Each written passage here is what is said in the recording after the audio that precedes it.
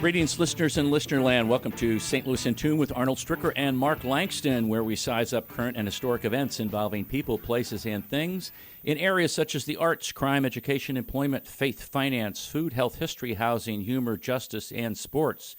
We originate from and connect the gateway city to our country's current cultural fabric and lives. Arnold, why are you playing a Christmas carol song?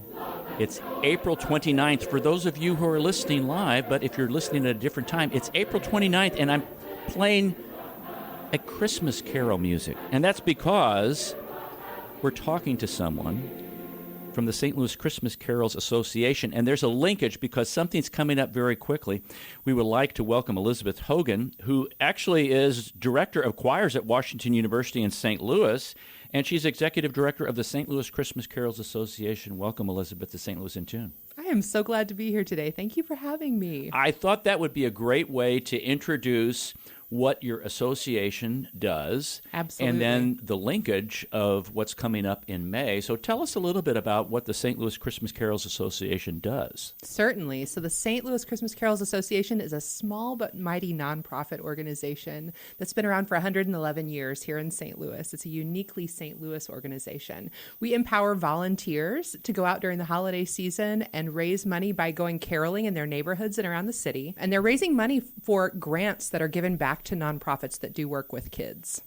And some of those groups that you have given to include groups like Annie's Hope or Central Institute for the Deaf, CHAD's Coalition for Mental Health, Girls on the Run, just kind of name a few. There's a whole laundry list. That's right. Girl Scouts of Eastern Missouri, the St. Louis Children's Choirs. We have given 27 grants in the past holiday season and many more over the years. So it's a really wonderful opportunity for people, number one, to connect with their friends and family and to be a part of their community out during the holiday season, but also to give back to their communities. So I like to say it's a win-win for our volunteers. They're doing good things for young people in our community, and they're doing good things for themselves. There's health benefits that are associated with being a singer and going out singing. And the thing that I love, as with my background in music education, is that we aren't just asking for people who are experts in singing or who are professionals. This is work that is intended to empower every single person to go out and share their voice for the good of their community. Now, let's get the elephant out of the room here. And it's like, why now? Why are you having this show on right now? Yeah, so right now we are promoting a special event. So the event itself will happen in July 14th, which the Cardinals are hosting a Christmas in July ball game where they're playing the Dodgers. And we have reached out to the Cardinals, and they've given us the opportunity to do a fundraiser for our nonprofit grants and also to equip our singers to go out and sing the national anthem on the field. Anybody in the St. Louis region who wants to come out and sing with us, to purchase tickets to go to the game that day, we have tickets available for people who want to come down on the field and sing with us. So if you've ever imagined yourself down on that field singing the national anthem at the Cardinals game, but wondered how people were able to do that, here's an opportunity for anybody who would be welcome to do that. And then if you're a little more shy and you just have a friend who wants to come, or you just want to support a good cause, you can also just attend the game with us. And proceeds that we raise from the ticket sales that we do through our website for that game that day, the Christmas in July game on July 14th, will go back to supporting the grants that we offer at the end of each holiday season for our nonprofit partners. If people are interested in doing that, what should they do? Certainly. They can go to our website, which is www.stlchristmascarols.org. And when you go to the website, right there on the main page at the top, there is a red banner that gives a little bit more information. Just click on that, and it'll take you in to be able to purchase the tickets and read a little bit more information. So anybody who wants to sing with us that day, we're going to selling those tickets until the end of May, and then we'll send out information so people can practice. We'll send out practice tracks and an arrangement of the national anthem that includes a little Christmas tag. We're working on that right now. We're very excited about that. So you can rehearse on your own with low commitment time-wise, and then we'll get together the day of the game, practice a little bit before we go out onto the field and show off. So right now we have groups who are used to caroling with us during the holidays who are getting people together to come and sing with us. But really, it's an opportunity that's open to everybody. We've invited our previous carolers, but this is a great opportunity for anybody who thinks they might want to come sing the national anthem with us to join. Christmas in July. I love that. Christmas in July. Yeah. Now, you mentioned 111 years. What's the history? Go back into the history of this, because those people who are from St. Louis will recognize some of the names you're going to mention. Yeah, certainly. So 111 years ago, there was a group of businessmen that went out caroling on Kingsbury Place Avenue and realized that they were being given donations as they went. People really appreciated their singing. One of those members was one of the Danforth family, and the Danforth family continues to be supporters of ours on our board and over many years, including Bill Danforth, who was the previous chancellor of Washington University, was our board president for many years. And Don Danforth III now, who's associated with City Academy, has been a great supporter of ours, and Daniel Miller. And so anyway, that group of businessmen went out, realized people were giving donations, and thought, you know what? We need to do something with this money. We don't need it ourselves, but who needs it? The Children's Home Society. So that's where it started. There was a desire to give back that money, and they realized that it was just a beautiful tradition. And so it started there. And then over the years, it has just grown and morphed and it continues to this day in the same spirit of spreading cheer through St. Louis and helping kids in our area. And some of the things that are collected, like throughout the year, I'm going to guess, and also during caroling time around Christmas, are you even collect diapers and formula and food or clothing? Is that correct? So we actually equip the organizations that we work with to provide those things. Gotcha. So Okay. we are thoroughly a pass-through nonprofit organization. Our sole role is to equip people to go out and go caroling. So when people want to go caroling for our organization, we'll provide them with song sheets and a collection can and a way to give that money back quickly to those other organizations. In September of every year, nonprofits can apply to be a partner organization with us for the coming season. And so we review those applications and they submit ideas of what they'd like to do if they're given a grant at the end of the holiday season. We examine those, and then in February, we are able to we count all of the money that we've collected through the holiday. All those proceeds, we count those up. So it's just really a beautiful thing. We're able to then go back and write checks. This year, I wrote checks on February 14th. Oh, wow. With a little heart next to we're so glad that you get to use this money. It was a beautiful way to offer a little love note to some organizations in our community. And this year, we were able to grant $27,000, even in the midst of COVID. Wow. We're really pleased with that because last season, we only did outdoor caroling and masked caroling just to make sure that everybody stayed safe. Right. The year prior to that, we fully pivoted and did online virtual singing telegrams, which we still offered last year as well. So we've tried to be really creative in the past couple of years as to how we have gone about raising that money for the kids in our region. I'm hopeful that maybe this holiday season we'll be back to caroling in and outdoors, but we'll do whatever we need to do to keep people safe.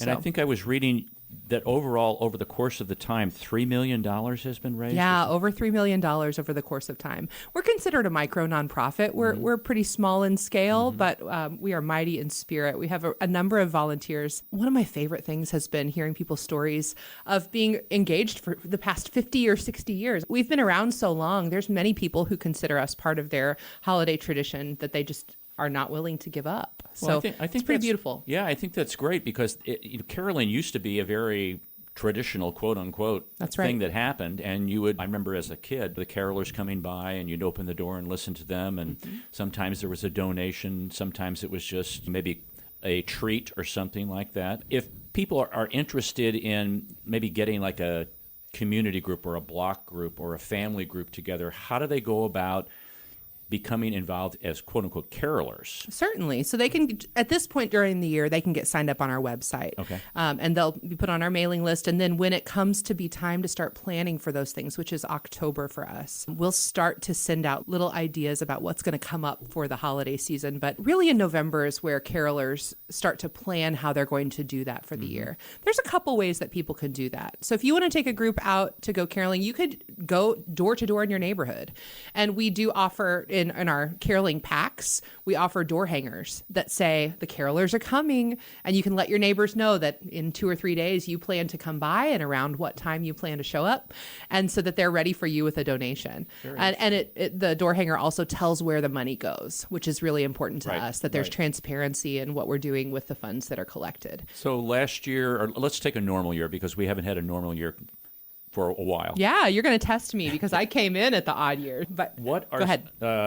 How many groups? Pre-pandemic? Yeah. Pre-pandemic, we're looking at about 300-ish, 320 caroling groups that would go out throughout the region. Oh, and I should mention, too, people could go caroling in their neighborhoods, but there's a lot of people who are maybe school groups who don't feel like they want to go in the neighborhood or for whatever reason. We also partner with local public spaces. And so there's also, during the holiday season, signups for local spaces on our website. Okay. So if you don't want to go in your neighborhood, you just want to show up and sing for an hour and go caroling, you could sign up to go caroling. We had folks down at Winterfest on Keener Plaza this past year. The Boulevard in Richmond Heights, which is the shopping center across from the Galleria, has hosted us, and various other places around town. Some different stores and things will contact us. And Lambert Airport is a popular place where we send carolers. Wow. Great music there. Yeah, we have the chance to send people out to be in public spaces maybe where they maybe don't want to go caroling in their neighborhood. They just want to be out and about. And so those public spaces, those folks come to you. They don't say, hey, our group wants to go to the Galleria or whatever. That's right. The spaces, we work with the spaces to provide the opportunity. And then people can sign up and can go caroling there. So you asked about the number of groups that carol. So 320 pre-pandemic number that pops into my head. And then last year, when we were caroling only outdoors and masked, we still had 111 groups. Wow. So I felt like we did a really good job, even in the midst of quite a bit of transition last year. Smallest group to the largest group. We have, maybe 4 people to... More than 40. Wow. One of our groups last year, one of our events that collected money for us was Tuba Christmas, actually. Oh, Tuba Christmas. Tuba Christmas. That's a great group. Which was, I want to say they had 400 people in attendance, is what he told me. It can be anywhere from 3 or 4 people. We've had school groups who came and sang in public spaces for us who were 100 students. So it just depends. The one group that I think about is the Pattonville High School Choir program has sung for us for many years.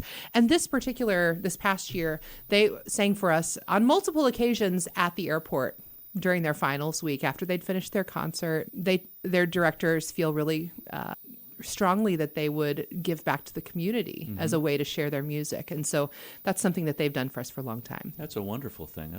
Thing. Now, how did you get involved? Certainly. I used to be in higher education and a music educator as in my background. And last year, I was working as a professor at Southeast Missouri State University.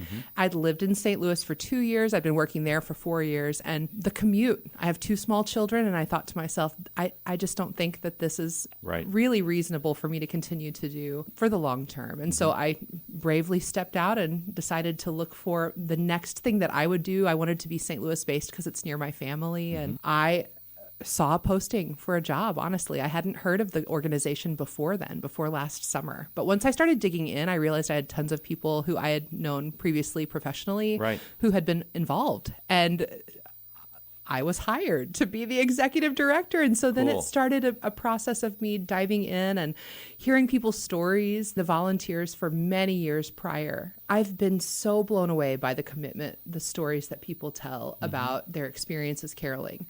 And as a music educator, as a singer myself, one of the things that I believe like deep in my heart is that music is for everybody and that everybody can make a difference with their voice. And doing this work has been really putting my money where my mouth has been for a long time. And it's empowering people who are maybe not trained singers or maybe don't even know that they like to sing, but they just want to do something for the community. So it's empowering people to go out and use their voice in a really positive way. And that to me feels really meaningful. Yeah, because I have some questions related to that. Sure. What we want to do is take a break and come back to that because it's important to really emphasize this particular kinds of activities. You're a 501(c)(3)? Yes, we're 501(c)(3). 501(c)(3), and that's groups like yours, and we're coming up on Give STL Day also. Are you? We are participating in Give STL Day on May 5th. We're super excited. This is the first year that we've participated. So we're going to come back. I've got a lot more questions for Elizabeth. We're talking to Elizabeth Hogan. She's Executive Director of St. Louis Christmas Carols Association. That's stlchristmascarols.org. This is Arnold Stricker with Mark Langston. We'll be right back. You're listening to St. Louis in Tune. At St. Louis in Tune, we strive to bring you informative, useful, and reflective stories, as well as interviews about current and historic issues and events that involve people, places, and things. We cover a wide range of topics, such as the arts, crime, education, employment, faith, finance, food, health, history, housing, humor, justice, and sports, and that's just to name a few. While St. Louis in Tune originates from the Gateway City and covers local topics, we also connect to what's going on nationally as well. If you missed any of our previously aired programs of St. Louis in Tune, simply visit stlintune.com. That's stlintune.com. There you'll find the show notes and everything that was mentioned in that episode and all the other great episodes as well. And if you've got an area that you'd like us to examine deeper, well, just let us know by dropping us a note at stlintune@gmail.com.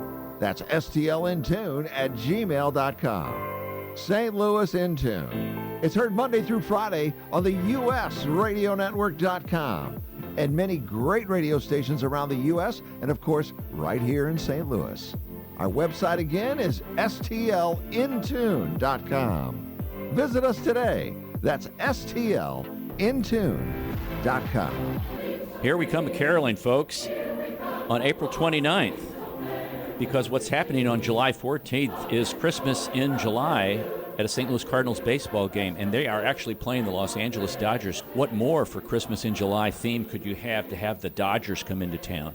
And you can sing the national anthem or just come on and cheer at the game. If you want to, you need to go to stlchristmascarols.org and sign up and get some tickets. We're talking to Elizabeth Hogan. She's Executive Director of St. Louis Christmas Carols Association, a music educator. She's also the Director of Choirs at Washington University in St. Louis, and that ought to be a lot of fun. And the founder of Elevated Harmonics Studio. Yeah, lots of plates spinning, but it's all the best work that I love doing. You've got to keep up with it all. Oh, that's it. Now, a question that right before the break, you were talking about some stories that you heard from volunteers that really, my words, touched your heart, spoke to you about all of this whole process, about what the St. Louis Christmas Carol Association does.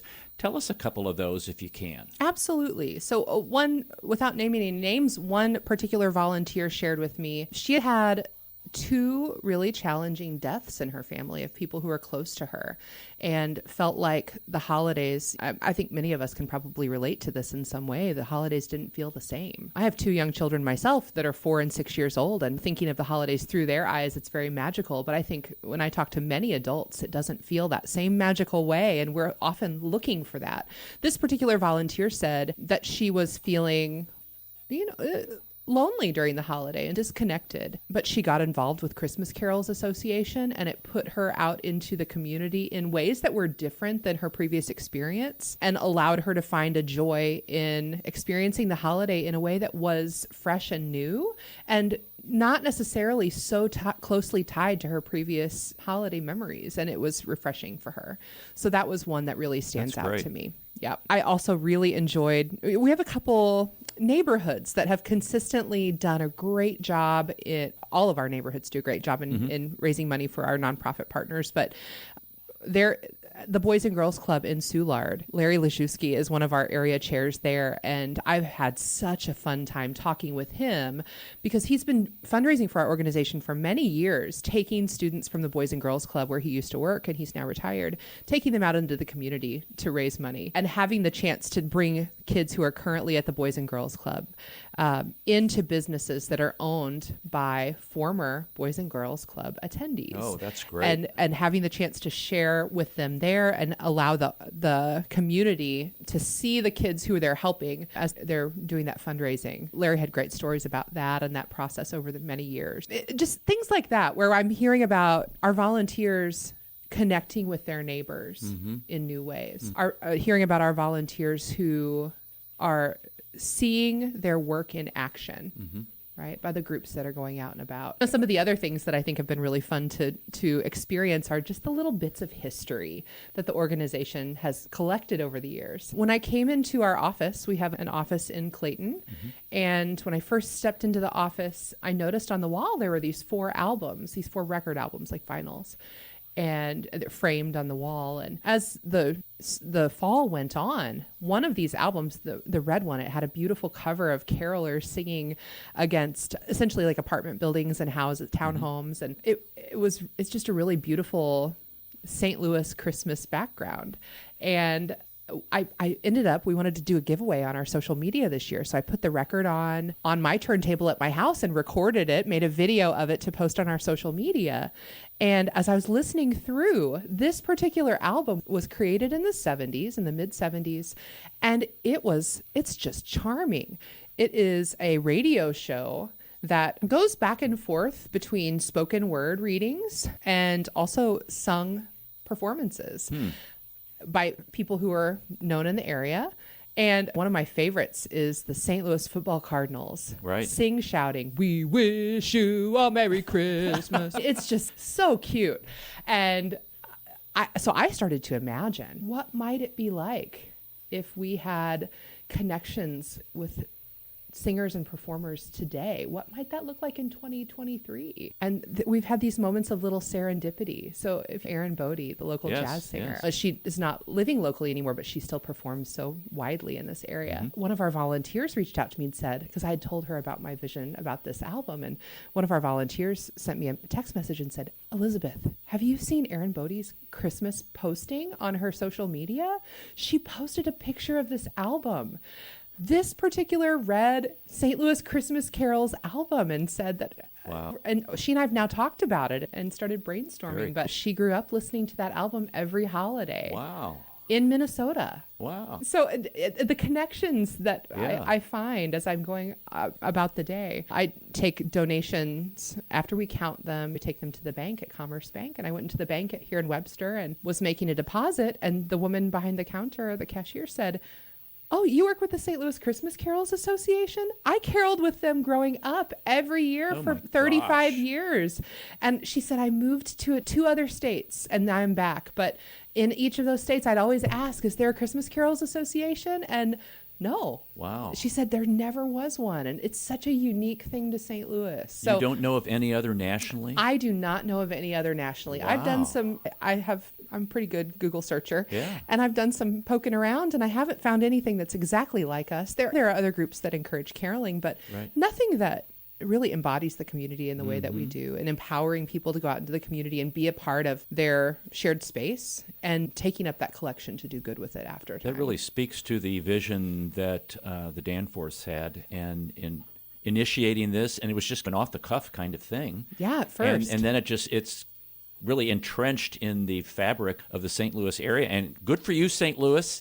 You're number one in something here. We want to highlight. It's just this beautiful opportunity to be a part of our community. That's the thing that continues to strike me. When I go out and see our caroling groups, I'll often during the holiday go stop in and poke my head in and take pictures and see what the groups that are out in public spaces are doing. And it always takes my breath away to watch a group that's caroling downtown and look up and see the arch and see the city all decorated, or to go into these spaces that are beautifully done up for the holiday and see the joy that is on people's faces as they're moving about the space. I think that's something that we as a city need, especially with this pride of ownership, right? Like we own this space and we care for it and we want to do well by our neighbors. And we're certainly not the only organization that empowers people to do that, but I think what we do has a really beautiful spot in our city. When do the carolers start? What time in December do they know? Sure. So our first event last year was mid-November. Okay. And we run events all the way through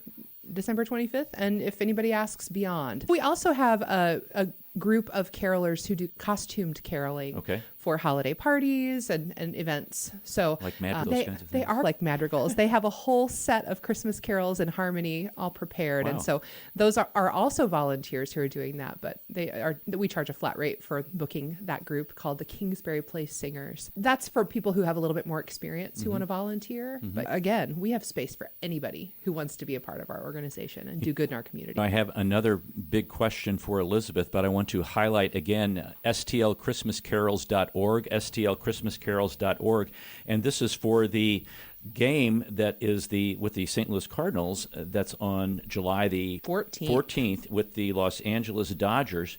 And if you want to be a part of singing the national anthem on field with the pregame, anyone can join. Just go to stlchristmascarols.org and you can get more information. It's got the big red Christmas Carol item on there. So last question here, Elizabeth, and it deals with music. I have a musical background. The importance of music, you mentioned that. You mentioned health benefits. You mentioned it really empowers people who don't even sing or play an instrument maybe. Discuss a little bit more. I know we got brief time, but music has meant to you and how it really influences society and the culture in which we live. Certainly. That's a big loaded question. Hey, I could talk for days about this. Okay. This is what I love. I grew up in a little town here in Missouri, Fulton, in the center of the state. And so to me, I grew up in a family. My mom is a music teacher until she retired from public school teaching. And music to me growing up included band and church music and choir and performing in musical theater and just the opportunity to be in community with people. So the lens that I see music through is completely community-based. I completed my PhD in music education, and the research that I did was looking at school and community partnerships. If that just gives you a sense for where my heart is, it's really tying communities to making music together and the benefits of that. So I'll jump ahead a little bit. I think communities need music. It's a way that we bind ourselves together. So I could get a little researchy and talk about the benefits of singing together. So one thing that we know that does for communities of people, singing synchronizes the breath because you're taking breaths at the end of every phrase. And so what that does is allow people's breathing and then in turn, their heart rates to sync up.